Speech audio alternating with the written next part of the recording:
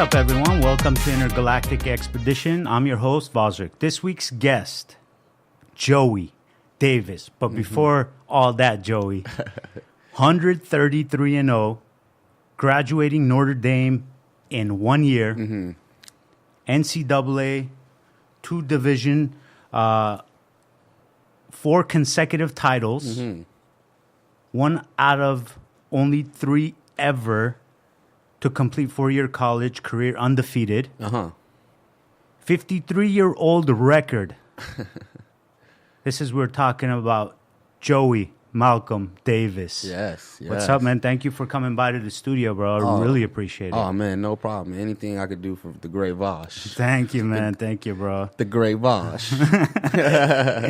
Really appreciate it, man. So, what's this record? This is really interesting. 53-year-old record. Yeah. The record I just did was a dream come true, remarkable. I'm glad God put me in the shoes to accomplish something like that. It was never part of my plan to be, a 4-year undefeated champion or to be what I was set to be. But it was just, me going to Notre Dame was just, I was just trying to get out the hood and be something that my father always wanted me to be, and what he saw in me. And, I think I shocked my dad a lot at how I've grown up and the things I accomplished in my life. And I just feel that, that's just what God had planned for me. But it's been a great journey. Where were you born and raised? I was born in Compton, California. I was raised all around Los Angeles. I would say we had a lot of ins and outs out our household. Yeah. I was living here, living there, but I would say I lived a great part of my time in Compton, 8 years. So I'm from Compton, California. That's like a statistic that you were not supposed to come out a college graduate undefeated. This isn't the most insane statistic of all time. Oh, it is. Yeah, I didn't even plan on it. You know what I mean? But getting there, it just makes you, once you in college and you know where I come from, it's just like, I got to go hard. You know what I mean? I got to do this. I got to do this for my city. I got to do this for my family, just like Drake. Representing. Just got to represent anywhere you be. What's beautiful about it is that it's only 3 people out of the entire United States, and you're talking about 320 million people. And there's only 3 guys who've done it. And supposedly out of the 3, you're the only one who didn't redshirt. Yes. Tell everyone who's listening what this redshirt thing is about. Well, let's go about this. I'm not trying to break anybody's budgets or anything like that. Yeah. Not trying to shut nobody's accomplishments down. But apparently, what me and my fathers come up with, I'm the only one who didn't redshirt.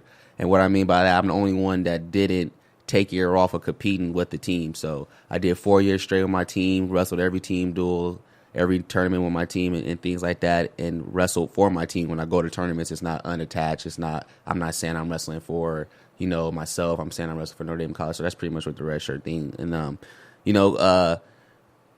it is crazy that I am the only one, out of those 2 to do it, you know what I mean? But not taking any credit from Marcus Sylvester or Kel Sanderson because, Kel's record's still higher than mine. It's 156-0. I think the other dude named Marcus Sylvester, who's the other division, he's a Division III, 4-time NCAA champion. I'm not sure what his records have occurred, but I think he's probably about 138-0. I think I'm the shortest of them all, 133-0. So, we just undone something all remarkable and leaving it for the next young kid to come up and make his shoes a little bit more harder. I know I did. Definitely. So that's the whole process of that. But yeah, I think I'm. I don't want to make anybody budget seem bad, but so far I was the only one to not redshirt. I'm finishing my 5th year of school coming up this year. So. That's amazing. That's amazing. And when I heard about you, my mind was blown, and I found out that you're training buddies with AJ McKee, Bubba Jenkins from the Body Shop, and I was like, I got to have this guy on the show. He's only less than 30 minutes away. Oh, yeah. And tell us about Bellator signing you. They see an amazing young man with an insane record that they can promote to against any guy. They could put you against any guy, and they could promote it like crazy. I think it's a good investment for Bellator. I always wanted to be a fighter. I didn't know when I was going to be a fighter in my life. But, signing now with Bellator has just been a dream come true. A lot's changed in my life. I think, life's moving very fast, and it's just, life's just been crazy. But Bellator signing me, they were all in with me. I have a good connection with them, especially with my Uncle Antonio McKee. and with Bubba in there and AJ in there, and I've been doing Rampage since I was a kid. I can go on and on about fighters I've been watching growing up in Bellator and things like that. But me just signing with Bellator, I just felt like it was just a great decision for me at the right time, at the right moment, and what I want to do with Bellator and stuff like that in the future. And it's all moving towards the right plan. And we're going to do some big things in Bellator, the team body shop, and we're looking to dominate the whole system, the whole game. Did you plan on, while you were wrestling, to become a mixed martial artist? Yes. I planned on it the whole time. I just didn't know when. Wow. You know what I mean? I've been fighting MMA literally since I was 12 years old. I was in the cage in the ring, sparring with adults, not getting myself hurt, but I was in the mix, and I was always learning, and it's just been a great process. And I love the MMA game, because you can obviously be a great wrestler, you can obviously be a great boxer, you can learn all the elements into one and show your dynamic skill, and that's all the thing. That's why I like MMA. It's just a great position for me. When you were growing up, who were you watching?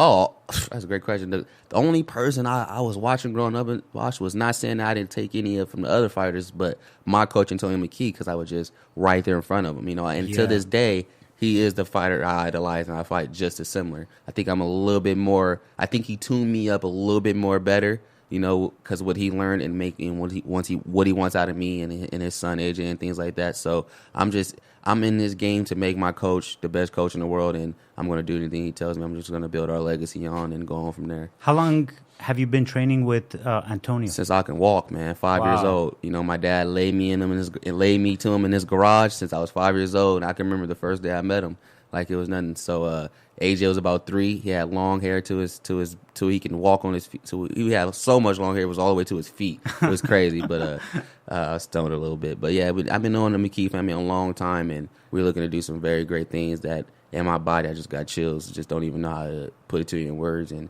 we work extremely hard, but everybody works hard. Our minds is right, everything is right, and we're just looking towards a great year. Who's your opponent? Your first opponent in Bellator? My first opponent in Bellator is supposed to be Geoff Smith. I don't really know about him. Maybe Jeff? Jeff, maybe it might be a Jeff Smith or something like that. But I'm just looking forward to this guy just making him feel like he's not supposed to be in the cage with me. Period. Yeah, and what kind of a mixed martial art is he? Does he have anything that he's more specific? Supposedly he's a wrestler. Supposedly he's a wrestler. Okay. And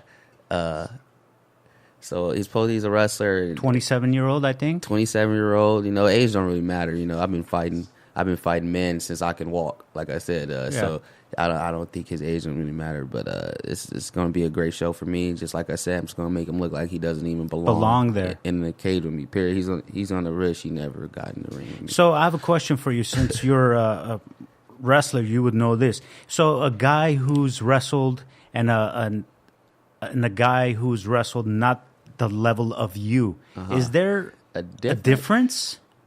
I'm assuming there should be. How can I answer this one? I don't want to say there's a difference because I know some elite wrestlers that didn't turn out that great in MMA. I know some decent wrestlers that was great MMA wrestlers. I'll give you one of the, I don't want to, John Jones, he went to Iowa Central. He wasn't a big time wrestler, but look how good he is. Look how good he is. So I don't, you know what I mean? It's just crazy how that works. And but I want to say for me, what makes me such a dominant threat is because I grew up fighting for free. So I'm from Compton, California, and now I know wrestling moves and I know how to fight. So I just think it's a big problem, and I'm getting paid to do it.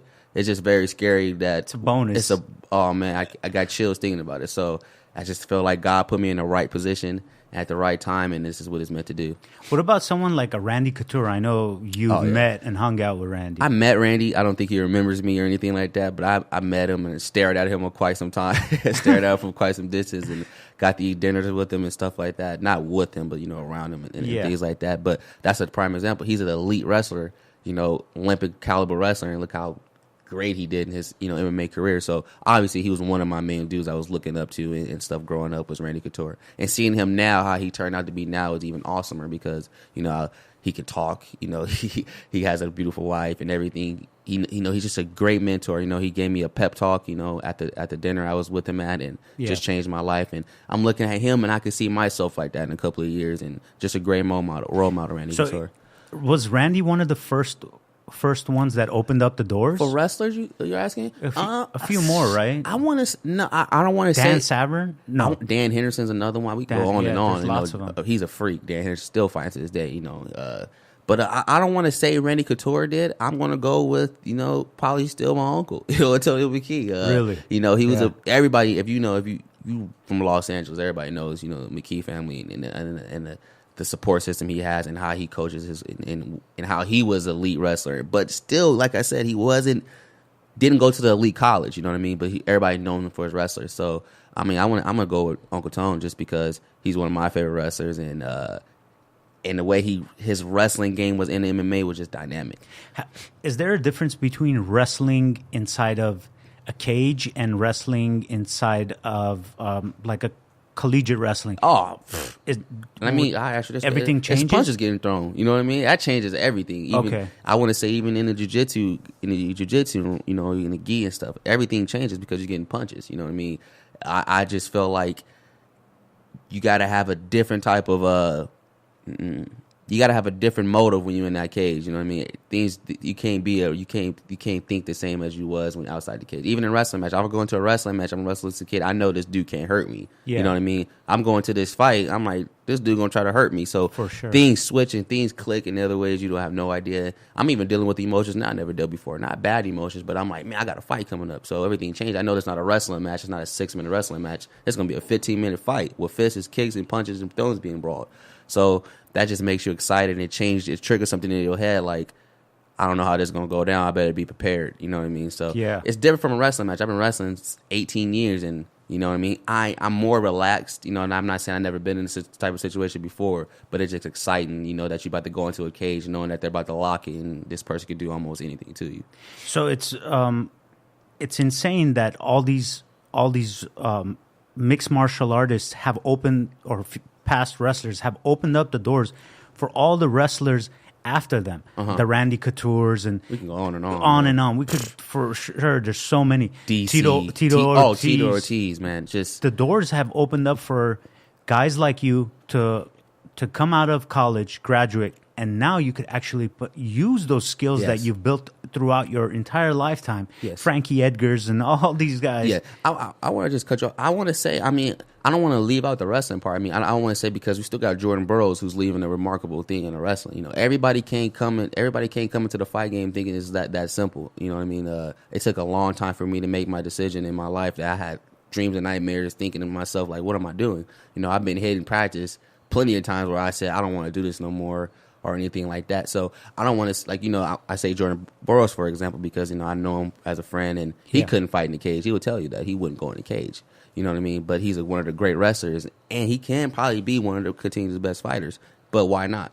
So you look at the things like that. So everybody can't switch from wrestling to fighting. You know what I mean? Yeah. It's just not. It's not in their motive because everybody can't fight. Everybody doesn't have that type of switch and click. What is that switch and click? Is it in the mind? I want to say it's in the mind, or I want to say it's in me because it's just the way I was raised, how I come at it. You know what I mean? How I come at my life every day, how I was raised, and I don't really like to go into my life because I'm here now. You know what I mean? And the past is the past, and now I'm here. Would you say the neighborhoods that you grew up in made me the person into this? Stronger, yeah. Yeah, man. My family made me the person into this day. I got family all across the world, but I want to say most importantly, the person I am to this day is because of my father.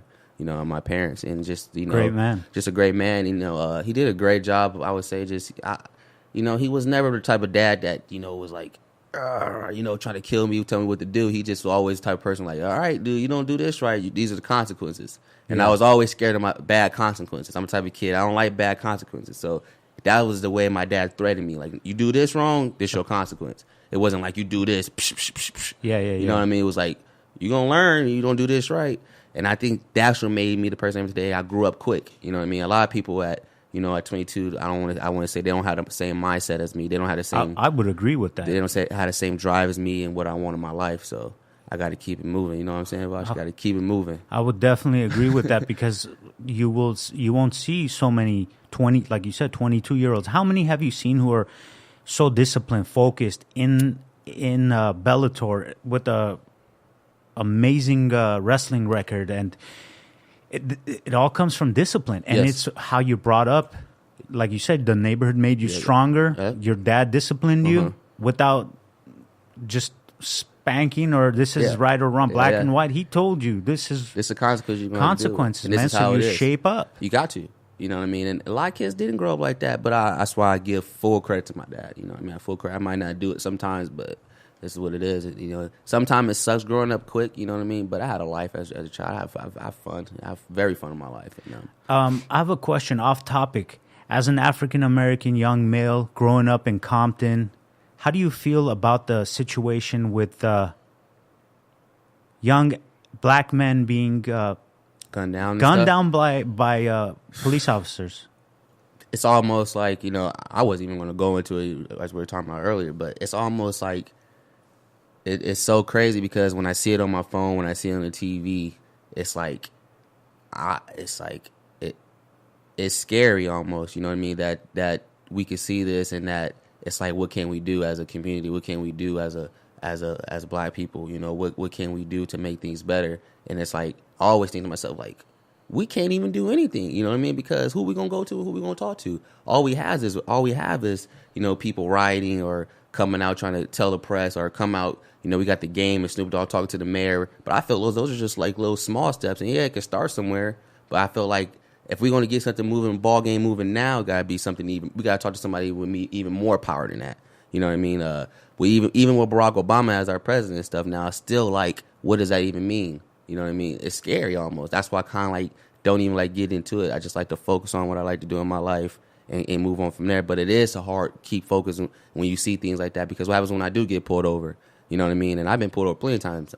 That's like every time a black person get pulled over, we almost scared. Like, oh man, what's going to happen now? They're going to break up something or they're going to make us get out the car because we see all these videos and stuff. So I feel like it's just a scary topic to reach apart on. And, you know, my word is bond. Like, my word probably don't mean nothing. But at the same time, it's just like, it is scary to see. And it's almost crazy that we got to go through things the way we go through. But we believe in God, though, right? And that's all we can do is have our faith. And that's what my mom always taught me, believe in God, everything's going to be all right. So that's why I try to people. I hope everything changes, because it is difficult seeing. I feel like it will, though. Some of these videos, man. It is tragic, but you know, the guy selling a CD at the liquor outside of a liquor store, and he had no gun, and he got two guys were on him, they just shot him, and on top of him too at the same point. You know what I mean? It's just shouting, "He's got a gun! He's got a gun!" The guy had no gun. He had CDs, and he was trying to make $1 to feed his family. Man, so as a minority myself, I see this as a complete tragedy in a country where its country is based on immigrants that come here and make the place better. Everyone came from Europe in the beginning, and then later on people came from the Mediterranean, Africa, and South America. The country wouldn't be what it was if it wasn't for everybody coming. And, combination of everybody people still want to come together. You know, people still want to come, but now things are changing. You know, people don't want to come, but it's kind of scary. You know, but I feel like with God in our, you know, everybody stick to, you know, what you believe in and keep God in our lives. It's going to be some great things coming. You know, I believe so. Definitely, I honestly think it will change, because this is coming out, and it's many people are seeing this, and it's coming to the attention of everybody. This is not those 18, 19-year-old NWA rapping saying it's only happening to bad black kids. Now it's happening to good black people. Yeah. So it's interesting, and hopefully everyone comes together, and white people and black people, you know, all lives matter, black lives matter, every life matters. So by saying black lives don't matter doesn't make all white lives matter, you know? So all lives matter. I think it all need to just stop with the coloring and stuff, because we all same. We all human. Use the bathroom the same, bleed the same, get haircuts. We all love women, you know, for the guys. You know, most part, you know, I mean, not like that. I'm just saying, like, in general, like, we all have the general type of things that we like. Understand. And I don't understand why people get stereotyped. What are your future plans? My future plans, Vosh, is just to, you know, be successful. I want to say that, you know, my future always leads me to be successful. Anything I'm going to do to be successful. And what I mean by that is, you know, this summer, I mean, when school starts, I plan on being successful in school. I plan on being successful in this fight game. So all in all, just be a successful person. 5 years from now, 10 years from now, 15 years from now, successful. Just be successful, because you're doing. I don't know what I'm gonna be doing 10 years from now. You know what I mean? I know what I would like to be doing 10 years from now, be in a mansion or something, you know, with a nice Lamborghini or something like that. And I strive for those things every day. That's why I'm in the fight game, and that's what I'm doing now. When you got a mansion and a Lamborghini, we're doing it. Then we're doing something right. You know what I mean? We're doing an interview at the mansion. So what I had to be up a couple years from now, just to be a successful person, and hopefully I can, you know, lead kids on to, you know, hopefully. I hope everybody don't want to fight for a living. I hope people can find other ways to do things with their life. You know what I mean? But just be successful. So for you, and fighting is a means towards success. For me, wrestling, fighting has been for me. Yeah, you know, everybody has a different outcome. You know, for me, wrestling, tussling people just been the greatest outcome. You know, it's just showing dominance. You know what I mean? That's just been my outcome. I always thought I can. I used to want to be a cop when I was a kid. Yeah. I did, until I realized you got shot. You know what I mean? I ain't trying to get shot for a living. You know, I wanted to be an NFL player. You know, those dreams that was hard to get a part of. You know, just to switch from football. That's why you never know what you're going to be, because you know God has only who knows your plan. That I believe in is God. You know, you have control of yourself, but somebody up above is going to help you get to what you think is best for you, and I believe in that. So fighting was just, you know, good for me, and I was good at it, and I'm still thinking that I'm still a little green things I got to work on. Everybody got to work on something every day. Yeah. And but I'm just excited, man. So for now, how many fights have you signed for? Like, is that 8-fight contract, 2-year deal with Bellator. Okay, so you're going to do about 4 a year. I'm gonna do. It's a 2-year contract, so hopefully they get the ball going running or anything like that. But it might be 4 years. You know, it might be like that. I mean, like 4 fights per year. Yes, that's what you said. Yeah, it is a 4-fight per year. So okay. Starting, my first one would be August 26th. They know I go to school and things like that. Come back to 17. I think have 3 more like that. Boom, boom, boom. 18 starts the next 4. And as a wrestler, I know wrestlers compete on a weekly basis, right? Yeah. So for you, 4 is not that many fights. No, it's absolutely. You were doing 52 a year, man, if not more, and making weight twice a time. So I feel like, man, this too easy for you. I didn't even think about that, Bosh. I didn't even think about that. But that's gonna be great, man. You got to make weight 4 times, man. That's gonna be nothing. Cake, man. I didn't think about that. Joey, man, thank you, man. I really appreciate you coming by. I know, you got lots of things to do, handle everything, and you come back when knocking dudes out. Come back onto the show. We wish you best of luck on your next fight. Tell people that are listening how they could reach Mr. Joey Davis on social media. How you can reach me, man. I'm not a phone person. My girl will kill me. But you can reach me on social media, Joey Iceman. That's my Instagram. My Twitter is jdavis12. If you want to reach me on Twitter and things like that. Or you can find me on Facebook, Joey Iceman Davis. You can find me on Google. Awesome. No, but yeah, those are the things you reach me at. Cool, man. Thank you. I really appreciate you coming by. Handle your business. Come back after your victory and tell us what your next plans are, man. All right, man. Thank you. Thank you, man. I want to also thank all the fans for supporting Intergalactic Expedition. See you next week. Peace and love.